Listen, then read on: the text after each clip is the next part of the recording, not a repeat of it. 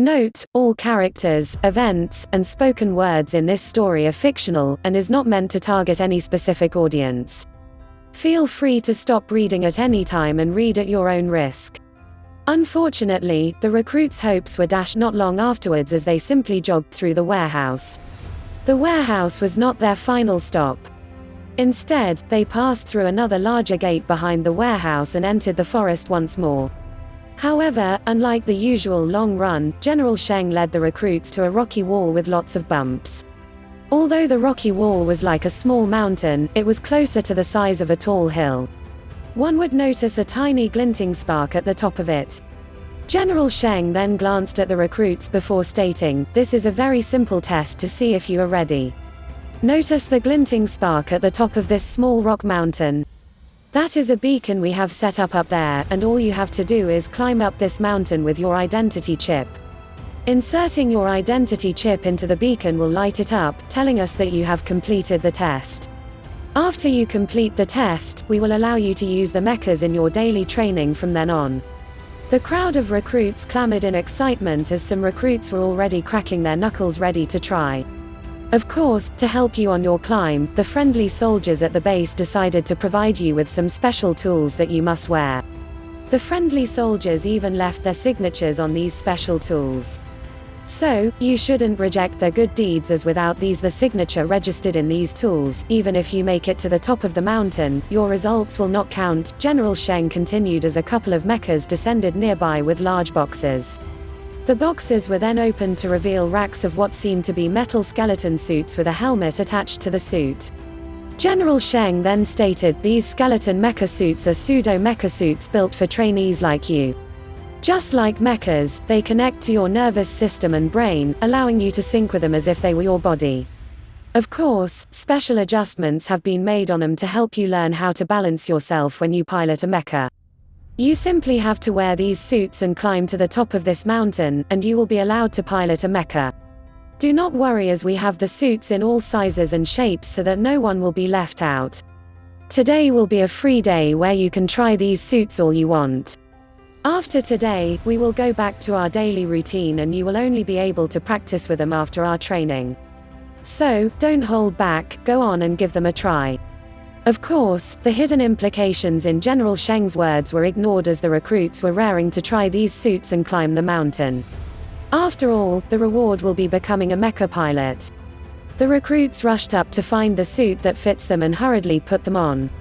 Xiao Hua was no exception as she excitedly put on her suit. When the helmet of the suit snapped onto Xiao Hua's head, Xiao Hua heard a voice stating, "Synchronizing." Xiao Hua was the most worried about this part, as the rumors were that women can't synchronize that well with mechas. As Xiao Hua waited for her suit to synchronize, she noticed some recruits already moving around in their suit, albeit in a weird way. Some of them even decided to simply sit on the ground while some were walking as if they were dancing. Before Xiao Hua can ponder further, the voice in the suit resounded once more, "Synchronization completed. Activating special training program."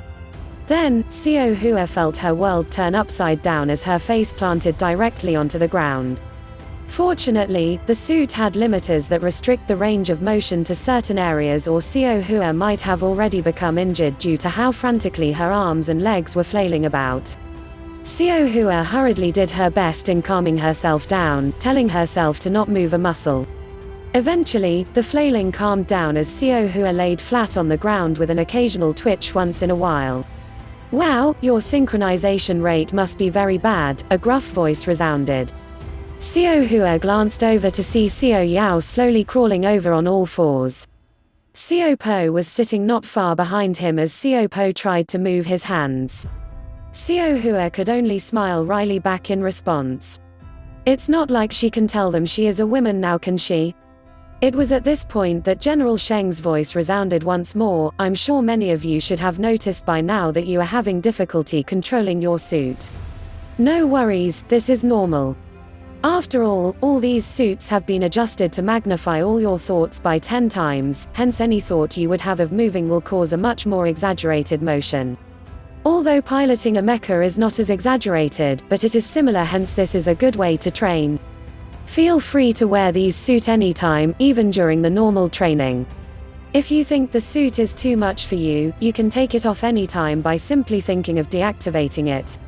After a confirmation, the suit will detach itself from you, returning you your normal movements. At this point, some of the recruits had already deactivated the suit as they sighed in relief.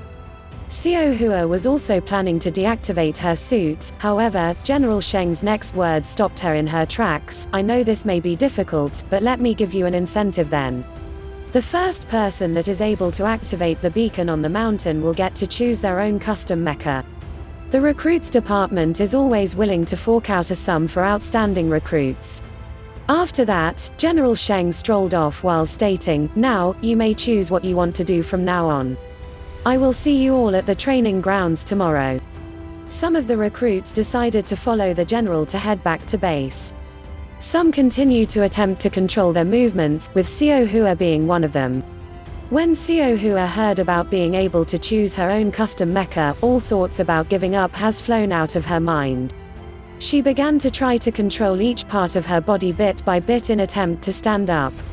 Xiao Yao and Xiao Po decided to accompany her as they had nothing better to do anyways. Hence the trio practiced for hours. Eventually, Xiao Hua was able to stand up, albeit awkwardly. She then spent another couple of hours learning how to walk. After a couple of hours of falling, Xiao Hua finally was able to take small steps, albeit occasionally falling. By the time Xiao Hua was able to walk normal steps without falling, the sky was already dark. Xiao Yao and Xiao Po deactivated their suits as they decided to head back to base. Almost all of the recruits are gone by this time, but Xiao Hua decided to continue practicing as some of the recruits were already beginning to climb the mountain. Hence, Xiao Po told her that he will save her some rations before heading off with Xiao Yao. Xiao Hua continued to practice into the night as she began to take bigger steps with attempts in running. Hours later, Xiao Po bumbled back with rations as he told Xiao Hua that it was time for bed. It was then that Xiao Hua noticed that everyone was already gone and she was the only one left. Xiao Hua thanked Xiao Po for the rations before sitting down and consuming them. Afterwards, she told Xiao Po to head back first as she wanted to practice a bit more. Xiao Hua practiced into the night until she was exhausted. Then, she headed back to base and went to bed, even forgetting to take off the suit. The next morning, Xiao Hua went to the training ground as usual while a lot of queer stares were thrown her way. It was then that Xiao Hua noticed she was still wearing her suit. She was preparing to take it off when General Sheng showed up. General Sheng noticed Xiao Hua with the suit and he couldn't help but nod in approval as he stated, "Since you have decided to wear the suit for the training session, don't take it off." That statement simply stopped all Xiao Hua's thoughts of taking off the suit as she could only exasperatedly sigh. Hence, General Sheng jogged off once again with the recruits following after him. Although Xiao Hua had practiced how to walk, running was still a difficulty for her, but she still ran off after the group. Not long after, Xiao Hua fell for the first time. Then, the second. Then, before she knew it, she was covered in dirt and mud of the forest. Still, Xiao Hua gritted her teeth and continued on as she decided that this was a good way to train anyways. Falling and getting back up, Xiao Hua eventually fell far behind, but she still did her best to keep track of where the group is, and it was fortunate that she was much more familiar with the route now. The run continued and by the time Xiao Hua made it back to base, it was already past dinner time. Fortunately, Xiao Po saved her some rations which she quickly consumed before heading off for a quick bath to wash off the mud and dirt. Although Xiao Hua was tired and desired to sleep, she decided to head to the small mountain to practice more. Hence, Xiao Hua's routine continued as she practiced more and more with her suit. Eventually, a week passed and Xiao Hua has finally got the hang of running with the suit on. Hence, Xiao Hua finally decided to try for her goal, climbing the mountain. Although a week has passed, no one has succeeded in climbing the mountain yet. Some had already gave up while those trying still couldn't make it halfway. The suit's special adjustments simply made it too difficult even for those with good synchronization rates to control their body parts. After all, good synchronization does not equal good control. Still, Xiao Hua stared up at her nearly impossible goal as she made the firm resolution to surpass this obstacle.